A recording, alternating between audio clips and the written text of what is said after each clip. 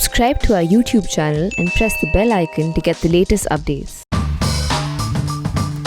Over the past year or so, we've seen a flurry of reforms on the economic side from Modi government, and we've spoken about them. Some have moved, some haven't quite moved. For example, the farm bills are stuck. The new labor codes also seem to be stuck for the time being, but many others have moved and they've made a difference already. And we are looking forward to the success of privatization program of PSUs. But the most important strategic reform being attempted now is the reform of India's military forces. Because India's military forces are still structured pretty much on the pre-Second World War basis. And a lot of the institutions and structures and processes, which are more than 200 years old, it seems, are now continuing. Now, this is not to say that tradition is bad or legacy is bad, because armies, armed forces, institutions draw their strength from legacy and tradition. But we must change as times change. And a lot of the areas of the armed forces tend to be conservative, more conservative than most other institutions. It's also their strength. But in many areas, they haven't quite kept pace with the times. Now, various governments have tried to reform these, and I will talk about some efforts which have been made in the past. But Modi government, for the past couple of years, particularly after they came into power the second time, have initiated some really important measures, starting with the setting up of an Chief of Defence Staff, CDS office. All right, a lot of people have complaints, a lot of people have questions. They say this is not the perfect institution. Nothing is perfect when it begins. But not doing something is not an option. The only way of not ever making a mistake is not doing anything new. It's only when you do something new that you might make the odd mistake, but you will then learn from that mistake and perfect the system, improve the system. So CDS was the first reform, and then you've seen all the buzzwords, integrated battle groups, theater commands, etc. That's been going on because Indian armed forces are actually really behind their times, and that has come out quite starkly lately when our armed forces have held joint exercises, say, with their Quad partners. So the Quad partners say that if we exercise with the Indian Navy, we can't exercise at the same time with the Indian Air Force, because the Navy and the Air Force usually would fight together, would work with each other, but they don't talk to each other. I'm oversimplifying it in the sense that they don't work in one electronic or technological environment. So Navy does its own thing, the Air Force does its own thing. If our Quad partners exercise with our Air Force, they can't exercise with the Navy. And this happens to our armed forces also. And we saw some of that, for example, post-Balakot. Post-Balakot, when the Pakistani Air Force came in a large group to challenge Indian Air Force, the army formations on the ground had been alerted to stay alert, but they had not been sufficiently told to be alert about what. If they saw aircraft overhead, were they supposed to fire? Were they supposed to expect hostile aircraft overhead or friendly aircraft overhead? And that also led to the kind of terrible error that we had at Srinagar of friendly fire when a helicopter of our own was shot down. So that showed lack of communication between various units, various fighting arms. Now those things have to be fixed, and I can say very happily, and I endorse it entirely, that a lot of this reform is now being carried out. In this direction, one most important step, in fact, I would say now has been taken. It was decided earlier, but it's been implemented as of today. So October 1, that today is the last day for Ordnance Factories Board. Tomorrow, October 1, Ordnance Factories Board will cease to exist. Ordnance Factories Board controls 41 different factories. I remember when I used to work in Chandigarh a long time back in the Indian Express building in an industrial area, every day I drove past the Ordnance Cable Factory, right? So they even had a cable factory there. They make shoes, they make parachutes, they make all kinds of things. 41 Ordnance factories are there.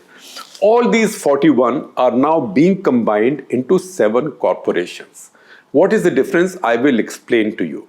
But before that, I will also I will also go a little bit into why this reform is so complicated, why this is not a new idea, and why this has been such a challenge. And this reform was waiting for a strong government with a full majority and maybe more than one term to be able to be able to implement or enforce this, because change like this in these very conservative old ossified structures is very difficult. Now armies across the world have been debating these issues. So if you see the article today by Lieutenant General H.S. Panag, one of our foremost and most forward-looking and open-minded military thinkers that we published today, please see that article. I'll share a link with you. I'll also share a podcast link in the voice of Utsa Kohli, so you can hear that podcast also.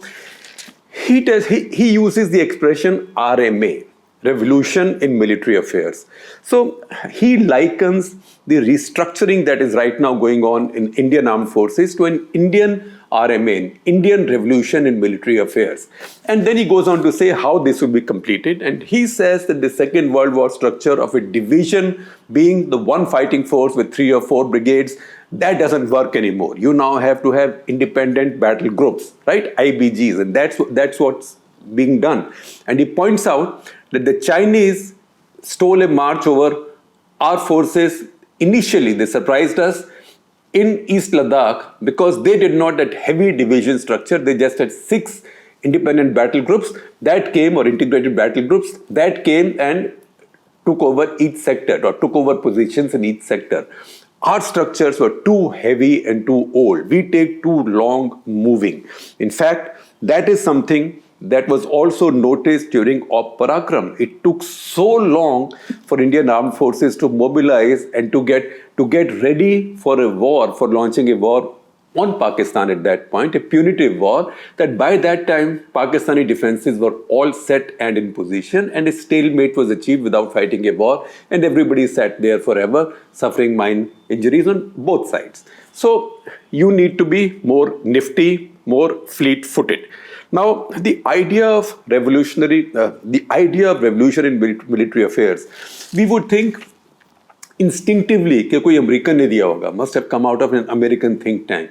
It didn't actually. It came out of the Soviet Union. In the 1970s, 80s, there was a Soviet general, in fact Marshal Ogorkov, who came up with this idea saying that, look, the way we fought wars in the past is now over. Now we need more integration of various arms and units. We need modern equipment. We need better communication, etc.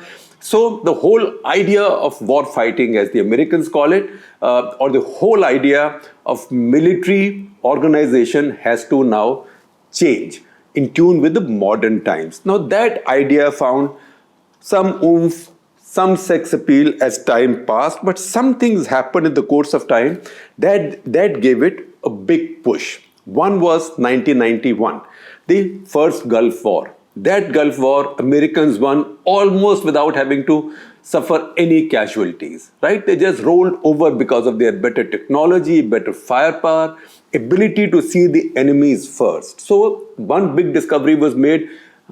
I'm surprised that this is not something that military commanders had thought of or planners had thought of all this while, that modern warfare, and remember 1991 was 30 years back, that in modern warfare, one who sees the enemy first wins, right? Who gets the first shot wins. So this idea that now you will have masked tanks and forces coming from both sides, dhum, dhum, dhum, dhum, like Alamein or Khemkaran or say Sialkot in our context, that is no longer going to happen now. In fact, I can do no better than quote from one of my favorite books. This is the Utility of Force, the Art of War in the Modern World. It's not a new book. It's been there for a few years. It's now read regularly in all military academies in India, I know, but also in most military academies in the world, written by British General Rupert Smith. And he, on the first page of his book, I will just read 2 sentences from the first page of his book. First line is, war no longer exists. That's how he begins the book. And he says, confrontation, conflict and combat undoubtedly exist all around the world. तो ये नहीं कि लड़ाई खत्म हो गई है. Most noticeably, but not only in Afghanistan, in the Middle East, etc., etc. He says Iraq, at that point Iraq was on. and Congo, Palestinian territories, etc., etc. But he says the nature of war has changed. And his next line I'll read for you. He says, consider this.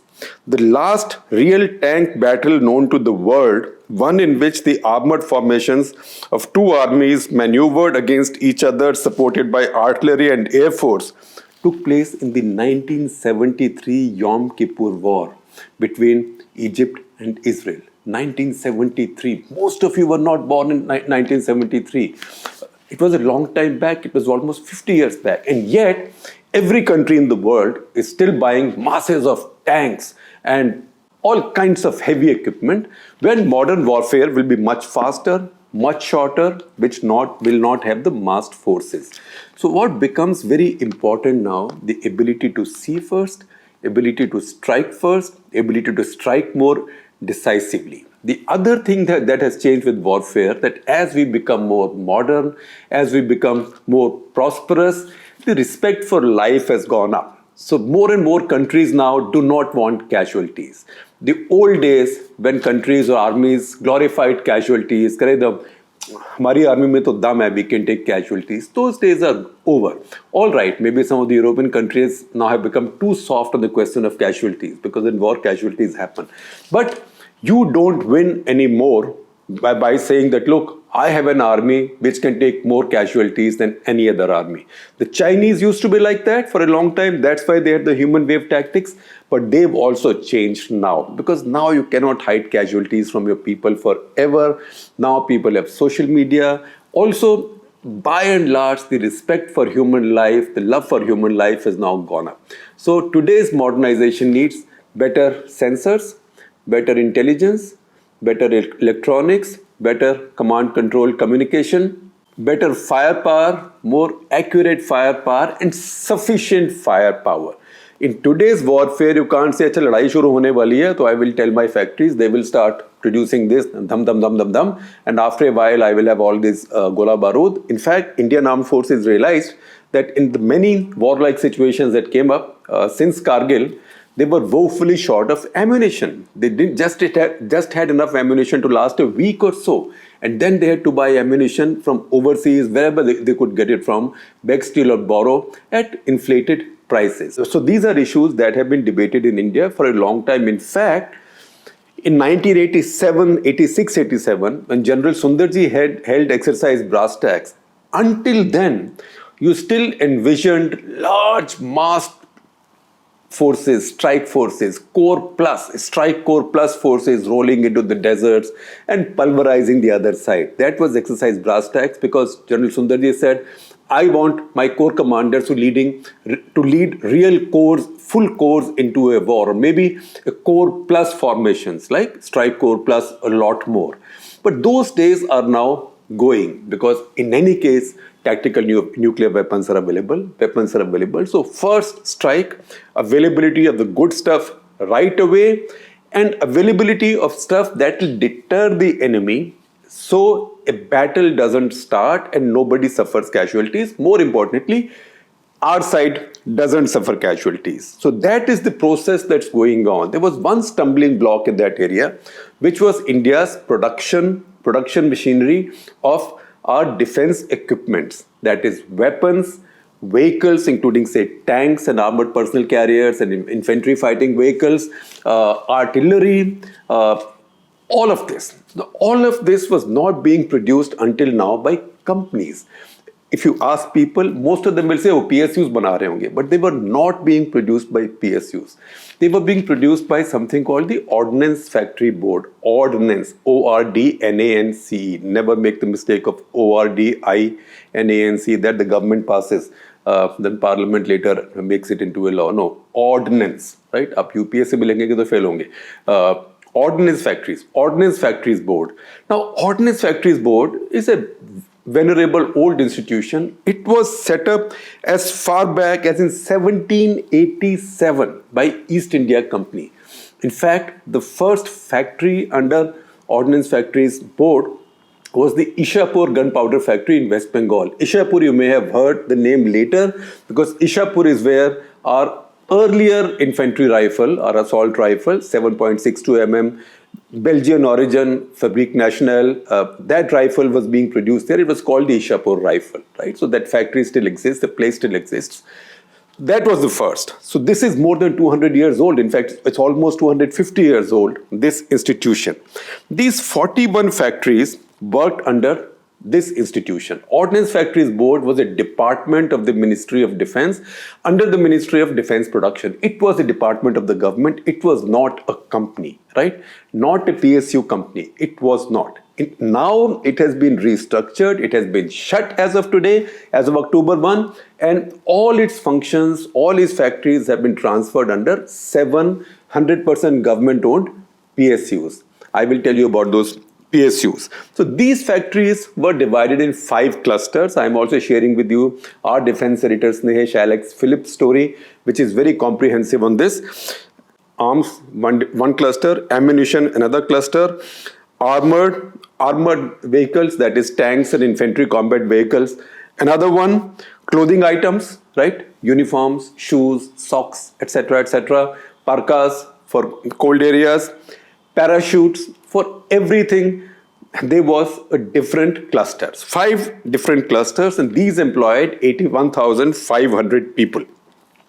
Then a year back, in July last year, Modi government said that, look, we are going to now break this up. We are going to abolish the Ordnance Factory Board and convert this into PSUs. So in July last year, Cabinet Committee on Security passed a resolution that these factories will now be OFB, Ordnance Factories Board, will be abolished, and these factories will be transferred to a bunch of new PSUs. They said it can be one PSU, it can be more than one PSU. That was left open. So right now, government has divided them into 7 PSUs, and I will tell you what these PSUs are and what they will do. So the 7 new PSUs are Munitions India Limited, Armored Vehicles Nigam Limited, Advanced Weapons and Equipments India Limited, Troop Comforts Limited, that means tents, clothing, shoes, Troop Comforts Limited, Yantra India Limited, as the name indicates, I don't have to explain each PSU, the name indicates what they will do, and Indian Optel Limited. And finally, something that's sort of quaintly named, Gliders India Limited. I am told this is parachutes, but I suspect as we go ahead, we might begin to see that gliders maybe is a larger name, or maybe some kind of a euphemism, maybe for drones, but I'm guessing in that area. I must warn you, I don't have a knowledge. Now, government has tried many times for this reform. In fact, Indian Defense, it was VP Singh in 1990 who set up the Arun Singh Committee. Arun Singh was the de facto defense minister under Rajiv Gandhi, who had fought with Rajiv over Bofors and left. So he headed this committee that produced a voluminous report, very good report. And he had top officers, smartest officers drawn from all 3 forces. And they came up with recommendations. VP Singh's government didn't last, and those recommendations were never implemented. After that, there were other committees. There was the KC Pant Committee, and then especially about ordnance factories, because India's ordnance production was lagging. It was also too expensive for the armed forces, and I'll explain to you why when I'm explaining to you what is the difference between a factory under OFB and a factory under a PSU. I will tell you the difference. So there was a TKA Nair committee in 2000. TKA Nair later became Principal Secretary to Prime Minister in Manmohan Singh's reign. So TKA Nair committee in 2000, he was a fine IAS officer from Punjab cadre. There was Vijay Kelkar committee in 2006. Vijay Kelkar, our former finance secretary, and one of our foremost and the most respected economist in the country. He led a committee. 2016, there was the Vice Admiral Raman Puri committee, and also in 2016, there was the Lieutenant General Shekatkar committee, which all recommended this, but there was a lot of resistance. Now, what is the problem with OFB, and what is the difference between factories being under OFB as a department of the government and under PSUs? So first of all, when you're a department of the government, you are a department of the government with a captive customer. So the armed forces have nowhere to go but to come to you for anything that you can make. Now, there is no competitive bidding, there is no competition, there is no price discovery. Now you might say हाँ लेकिन देखो ये हमारा तो बिल्कुल अच्छा system है कि हमारे यहाँ तो प्रॉफिट अलाउड ही नहीं है, right? Because these are ordnance factories under the government, department of the government, so they cannot make profits. Now you may or may not like profits. You may think profit is a bad word as we used to pre-1991. That is the part of the great Indian hypocrisy. The profit is a bad word. But however bad profit might be, it is better or it is less worse than no competition and no profit and no price discovery. So what happens with these factories until today, until the last day of OFB is that there is no competition and they say, boss, I am not making a profit. So जो मेरी cost है वो आप मुझे दे दो. But there is no incentive to keep costs low. So costs become frightfully high. So the armed forces with their meager budgets are paying a lot more for what they get from Ordnance Factory Board than they might get in the market. Also, then their supplies are delayed. So CAG has been giving reports in some cases saying that by 2019, even what was to be delivered by ordnance factories in 2010-11 had not been delivered. Because once again, when defense forces placed orders on factories, because these factories were the department of the government, they did not sign contracts with them. They just indented, right? आपका storekeeper indent करता है ना, या आप store keeper के पास intent करते हो कि मेरे पास नोटपैड खत्म हो गए हैं ऐसे वाले, शेखर गुप्ता को 5 नोटपैड और भेज दो, राइट? तो वो आपको ला के दे देता है. So there was no contract signed on when the delivery will take place, what the cost will be, how the cost will be controlled, what will be done to minimize the cost, because nothing works better when it comes to minimizing the cost and also ensuring efficiencies and delivery times, on schedule delivery times, than competition. There was no competition. And that is where the armed forces were fed up. I'll give you an example. Now look at Indian Army has been woefully short of artillery for a very long time. Because of the Bofors stint, after Bofors, no gun of a large bore and caliber was bought for a very long time. So Indian Army within itself and the research organizations, they discovered that the old plans and the old, because there was tech transfer with Bofors, all those drawings and stuff were lying. So they researched and they produced a gun of the same bore, 155 mm. So this was the new improved Bofors. 155 mm, the same bore but a longer caliber of 52. Original Bofors was 39, so more range, more accuracy, more specialized munition. That gun passed its trials also. Orders were placed on Ordnance Factory Board. The fact is that this order was placed 2 years back in April 2019, or this indent was made. Until now, only 12 guns have been delivered. Even for the Indian Army to field one regiment credibly, it needs at least 18 guns, right? But still doesn't have them. So one regiment is still not available. Now, nobody can be questioned. What can you do? You can issue somebody, call for explanation. You can order an inquiry. But nobody can punish you like the market. Because if you don't deliver on time, baby, you lose this order, right? I will go somewhere else. That is not happening now. Now that these become PSUs, they will have to compete. So now armed forces will say, I want this, who can make this better? We want this tank made, who can make this better? These are the specifications. So your new PSU that makes tanks or armored vehicles, that is the Armored Vehicles Nigam Limited, they will make a bid, but so might Mahindras, Tatas, maybe Bharat Forge, maybe anybody else, maybe Allwyn. Why not? Everybody will make, and that will bring competition, efficiencies, delivery times, and price discovery. That is the big change that's going to be made right now. I know it will not be easy to do. I also know that there are lots of protests by the ordnance factory unions. Many of these are located in states or areas where unions tend to be very strong, but that's why you needed a strong government to take this step forward. Because unless you do this, you can have no revolution in military affairs. You can have no integrated battle groups.